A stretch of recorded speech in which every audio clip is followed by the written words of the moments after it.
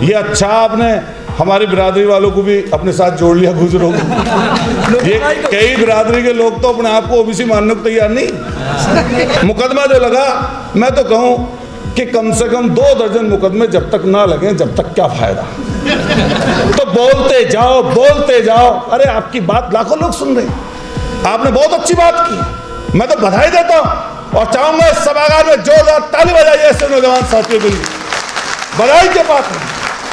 ये अच्छा आपने हमारी बिरादरी वालों को भी अपने साथ जोड़ लिया गुजरों को। ये कई बिरादरी के लोग तो अपने आप को ओबीसी मानने को तैयार नहीं। हम इनसे कह रहे हैं भैया तुम वास्तव में पिछड़े हो, सामाजिक, आर्थिक और शैक्षिक रूप से जो व्यक्ति पिछड़ा हुआ है वो तो पिछड़ा ही है भैया, और इन्होंने खूब मार दे लिया आपको। लक्ष्मण भाई पर मुकदमा लगा, एक ये भाषण दिया एक जगह अयोध्या में और मुकदमा लग गया। अरे कोई बात नहीं, कह दें 2-4 दिन जेल भी काट लेना, हम लोग काटे हुए हैं, कोई फर्क नहीं पड़ता। एक आध बार गए नहीं गए, जब जाओगे तो फिर बुरी नहीं लगेगी।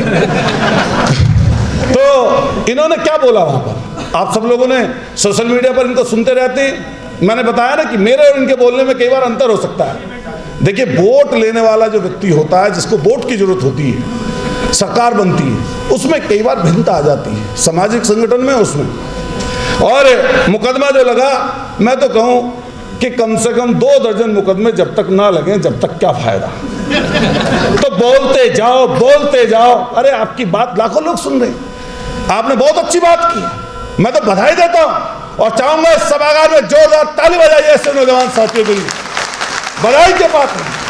मिलकर हम लोग काम करना पड़ेगा। इस बाबा पर मुकदमा, जब महाराष्ट्र में कानून है ऐसा कि चमत्कारी जादू टोना वालों पर मुकदमा होगा, तो वहां की संस्था ने जब कहा, चैलेंज किया इनको कि आइए चैलेंज को पेश करिए, तो क्यों कहां चले गए भाई।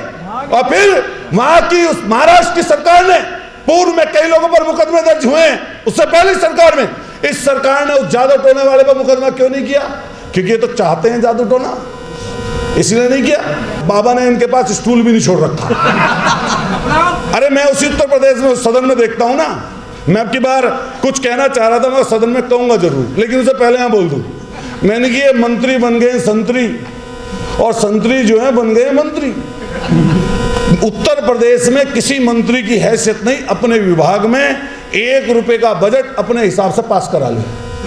ये डिप्टी चीफ मिनिस्टर हैं, बड़े डिप्टी जुड़ा हुआ है इनके सामने, बाकी सौदा इनके पास कुछ नहीं है बिल्कुल। एक बस लास्ट बात कहते हुए आपको मैं बधाई दूंगा कि आपने महाराष्ट्र में जो वे दंगे उतरे थे सड़कों पर, जी, अरे पहले इतना माल खा रहे हो, उसे तो पचा लो। पहले कह रही है जो इन्हें 27% मिल रहा है इसको और खत्म करो, जो 21% मिल रहा है इसे और खत्म। इनकी साजिश क्या है? इनकी साजिश है संस्थानों पहले इनका कब्जा है। मान लिया ये जो आरक्षण की आर्थिक आधार पर कहते हैं, फिर तो एक सीट नहीं मिलने की आपको। जब ये आरक्षण होते होते किसी को प्रोफेसर नहीं बनने देते, आरक्षण होते होते किसी को वाइस चांसलर नहीं बनने देते, जब ये होते होते आरक्षण उसको लागू नहीं करने देते, कहीं बैठ लोग नहीं निकालते। अरे दिल्ली पुलिस में सिपाहियों की संख्या, आप साथी बैठे हैं, अभी निकाल कर देख लेना, अगर ओबीसी लोगों को 8% का आरक्षण भी नहीं दिया। बिल्कुल सही बात कही कि बिहार में जिस तरीके से जनगणना हो रही है, अरे भला हो माने सुप्रीम कोर्ट का कि उस मनु स्मृति को मानने वाले लोग जिन्होंने जाकर सुप्रीम कोर्ट में पीएल दायर कर दी, सुप्रीम कोर्ट ने ये अच्छा डिसीजन कर दिया कि वापस जाइए, ये सरकार का अधिकार है, वो जातीय जनगणना अगर नहीं कराएगी तो आरक्षण को सही तरीके से लागू कैसे करेगी। ये तो बात अच्छी कह दी। ये बेशक बात इसलिए बोली कि इनकी ऊपर लड़ाई चल रही है बहुत, रोज लड़ाई टीवी पर अखबार में। रिज्जू कुछ कह रहे हैं, प्रधानमंत्री जी कुछ कह रहे हैं। प्रधानमंत्री जी कह रहे हैं कि वो सुप्रीम कोर्ट के मुख्य न्यायाधीश ने बड़ा अच्छा काम किया, रिज्जू रोज गाली दे रहे हैं। ये गाली इसलिए दे रहे हैं कि प्रेशर बनाते हैं, डराते हैं, लालच देते हैं। अरे अब तो जब थोड़ी देर इतने जमे हुए लोग हैं, जाने वाले नहीं हैं आप। 6 बजे क्या ये बंद हो जाएगा गेट? 5 बजे? अच्छा लाइव, कोई बात नहीं। अभी संतों महात्माओं की ऐसी बोली हो सकती है क्या? मान लिया मेरे से किसी को नाचता बाकी है, तो आप करोड़ रुपए का इनाम बोल दे रहे हो किसी के सिर पर, आप किसी के जबान को काटने की बात कर रहे हो। और जिनके पीछे पहले झाड़ू बांध दी जाती थी, जिनके गले में मटका लटका दिया जाता था, जिनको पीने का पानी या अपने से दूर बैठाया जाता था, जिनको सैकड़ों सालों तक आपने दबाया, कुचला, बर्बरता से उनकी बेटियों को, उनकी महिलाओं को कुचलने का काम किया। अरे इससे आगे की बात बोलूंगा तो शर्मसार हो जाएंगे हम सब लोग। किस तरीके से हमारी महिलाओं को, हमारी बहनों को पूर्व में किस तरीके से वेशभूषा में रहने के लिए विवश किया जाता था, आज के उसके ऊपर क्यों नहीं बात करता? एक बात उन्होंने बोल दी तो उसके ऊपर चर्चाएं गर्म हैं। मैंने कई जगह कई मौकों पर कहा, एक पत्रकार साथी मेरे से कल इंटरव्यू लेने आए, मैंने कहा पार्टी का प्रवक्ता नहीं हूं। उन्होंने कहा एक दो विषयों पर बात रख दीजिए, लोकल की बात रखी और बाद में फिर इसी बात पर आगे स्वयं प्रसाद मौर्य जी। मैंने कहा मैं एक पॉलिटिकल आदमी हूं, मैं किसी की भावनाओं को आहत करने वाला नहीं हूं। मैं मुस्लिम में जाता हूं, मैं हिंदू में जाता हूं, मैं सिख में जाता हूं, मैं ईसाइयों में जाता हूं, मैं जैनियों में भी जाता हूं, मैं बौद्धिस्ट में भी जाता हूं। मेरा ऐसे व्यक्ति से सरोकार है जो कई लोग हो सकते हैं कि क्षेत्र के पैसे वाले और ताकतवर लोग हों, लेकिन मेरा अपनी सोच ये कहती है, मेरा अपना जो विचार है उसको मुझ पर कोई नहीं थोप सकता। मेरा अपना विचार, मेरी जो विचारधारा है वो अम्बेडकरवादी विचारधारा है और उसी विचारधारा को लेकर मैंने पहले दिन से जब अपनी शुरुआत की, एक दंगाई लोगों को बांटने वाले, दंगा फैलाने वाले 1000 करोड़ से ज्यादा व्यक्ति को उसी जनता ने मेरे ही मुद्दे पर, मेरे ही विषय पर, मैं 2 बार चुनाव हारा, लेकिन एक समय ऐसा आया गरीब जनता इकट्ठी हो गई, दलित शोषित वंचित इकट्ठे हो गए, अकलियत के लोग इकट्ठे हो गए और सही सोच को मानने वाले लोग इकट्ठे हो गए। मैंने उसी शख्स को जहां पर 91 से कभी नहीं जीत पाया था कोई, मैंने उसी सीट पर उसी जगह उसको हरा दिया। इसलिए हमें अपने बात से भागने की जरूरत नहीं है। एक मुद्दा एक समय ऐसा आएगा कि आपकी चीजें परिवर्तित हो जाएंगी। अभी उत्तर प्रदेश में जातीय जनगणना का जिक्र है और मैं बधाई दूंगा कि माननीय राष्ट्रीय अध्यक्ष जी की स्वयं प्रसाद मौर्य जी से बात हुई तो उन्होंने एक बात कही कि आप इस समय जातीय जनगणना पर ही भ्रमण करिए, इसी पर चलिए, बहुत बढ़िया, और इसी चीज को आगे बढ़ाइए। अब भाजपा के मंत्री हैं, एक डिप्टी चीफ मिनिस्टर हैं, हार के आए हैं, वहां से हारे हैं, हाँ स्टूल कह लो या बिन स्टूल कह लो, इनकी ऐसी हालत कर दी जो स्वयं प्रसाद मौर्य और दूसरे नेताओं के लिए बोलते रहते हैं। अरे आपका विषय अलग है, हमारा विषय अलग है, आपकी विचारधारा अलग है, हमारी विचारधारा अलग है, हम अपने विचार पर काम कर रहे हैं, आप अपने विचार पर काम करो। ये बात सही है, हमें किसी के विचार को, सोच को, मान लिया किसी की कुछ भावनाएं हैं उसके बारे में नहीं बात करनी चाहिए, लेकिन पद और ओहदे पे बैठे हुए व्यक्ति को तो ऐसी बात नहीं करनी चाहिए। अरे प्रधानमंत्री जी जब दिशा देने का काम कर रहे हो तो आप दिशा इस चीज की दीजिए ना कि इसका बाबा का क्या हो। देखो सोशल मीडिया का भैया मामला है, किसी ने अडानी की फोटो जब से उसके 4 लाख करोड़ गायब हुए मेन स्ट्रीम मीडिया पर देखी, पर आपके वाले चैनलों पर ऐसी बत्तीसी उखाड़ी है उसकी, ऐसा दिमाग ठीक करा हिंदुस्तान के प्रत्येक आदमी पे।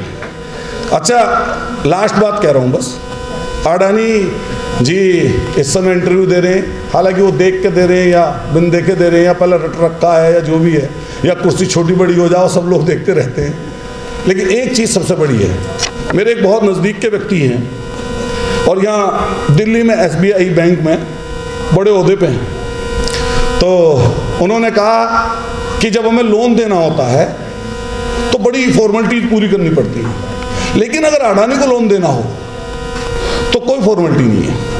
5 रुपए के माल पे 5000 रुपए दे दें, 5 लाख रुपए दे दें